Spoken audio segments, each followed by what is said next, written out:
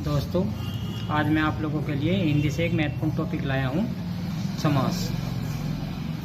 किसी भी एग्ज़ाम में जिसमें हिंदी पूछी जाती है, समास के 2 से 3 क्वेश्चन या एक क्वेश्चन ज़रूर आता है। आइए दोस्तों, शुरू करते हैं। समास अर्थ क्या है इसका संक्षेप। समास के भेद कितने हैं? 6। फर्स्ट अव्ययी भाव, 2 कर्मधारय, 3 द्विगु, 4 बहुब्रीहि, 5 द्वंद्व, 6 तत्पुरुष। फर्स्ट अव्ययी भाव से हम चालू करते हैं। पहचान क्या है इसकी?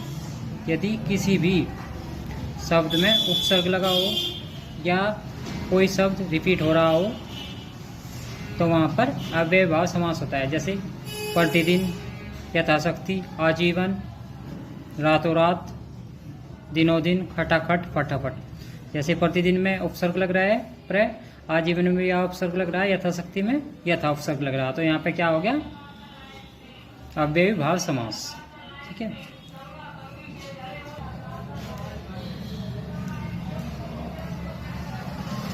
दोस्तों, अब हम डिस्कस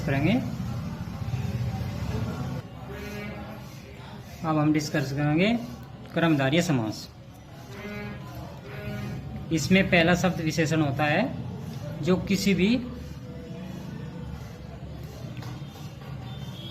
की विशेषता बताए। क्या कहते हैं उसे? विशेषण। जो अपने से पिछले शब्द की विशेषता बताता है, अर्थात पहले वाला शब्द पिछले वाले शब्द की विशेषता बताता हो,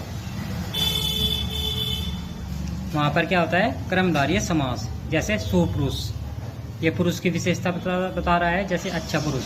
ठीक है, तो विशेषता बता रहा यानी कि कर्मधारय। जैसे महात्मा, महान है जिसकी आत्मा, यानी विशेषता बता रहा है। यहाँ भी मंद बुद्धि यानी कि कम बुद्धि जिसमें, तो ये भी विशेषता होगी। तो यहाँ कर्मधारय समास हो गया यहाँ पे भी। अब नेक्स्ट द्विगु समास।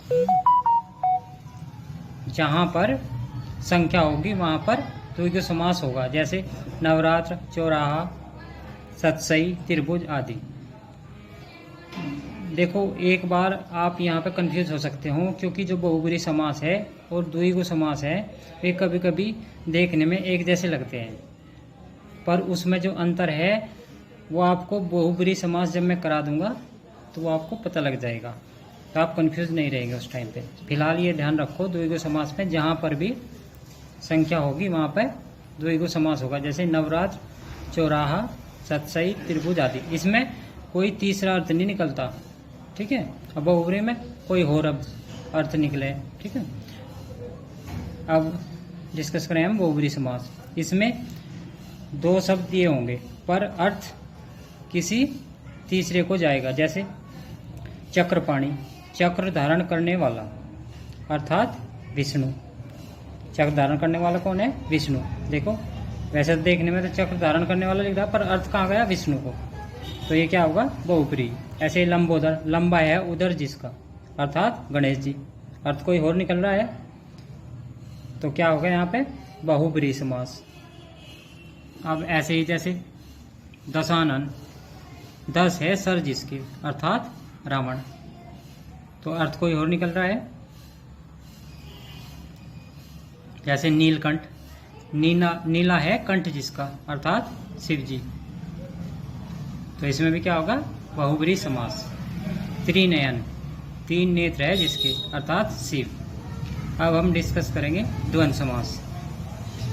जहाँ दोनों पद प्रधान होते हैं वहाँ द्वंद्व समास होता है। जैसे रात दिन, सुरासुर, पाप पुण्य, माता पिता आदि। रात भी ऐसे ही है, दिन भी इतने। ठीक है। ऐसे ही सुर और असुर, पाप और पुण्य, माता और पिता। ठीक है। इसमें दोनों पद प्रधान होते हैं। नेक्स्ट क्वेश्चन, तत्पुरुष, नेक्स्ट समास क्या होगा? तत्पुरुष समास। इसमें एक चीज ध्यान रखने की है, वैसे तो सीधी सी बात है, अगर हमें ये 5 समास पता लग गए तो अगर कोई हम इन 5 में से नहीं है तो सीधी बात है तत्पुरुष है। पर फिर भी बताने के लिए मैं आपको बता दूं, तत्पुरुष समास में क्या होता है? विभक्ति होती है, 7 विभक्ति, जैसे छुपी हुई तो होती है। जैसे राजभक्त, राजा का भक्त, ठीक है।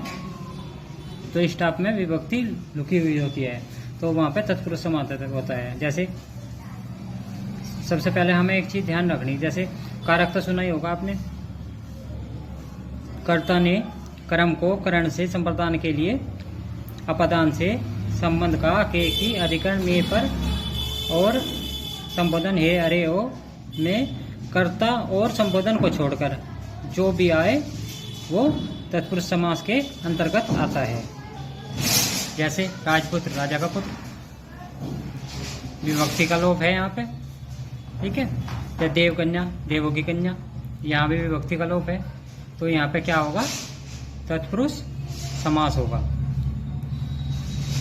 दोस्तों अब अगर आप चाहे तो आपका एक भी सवाल मिस नहीं होगा, आपको बस थोड़ी प्रैक्टिस और करनी है, कुछ उदाहरण लेकर बस एक बार प्रैक्टिस और कर लेना, जो ज़िंदगी में कभी नहीं भूलोगे। धन्यवाद दोस्तों, मिलते हैं नेक्स्ट वीडियो में।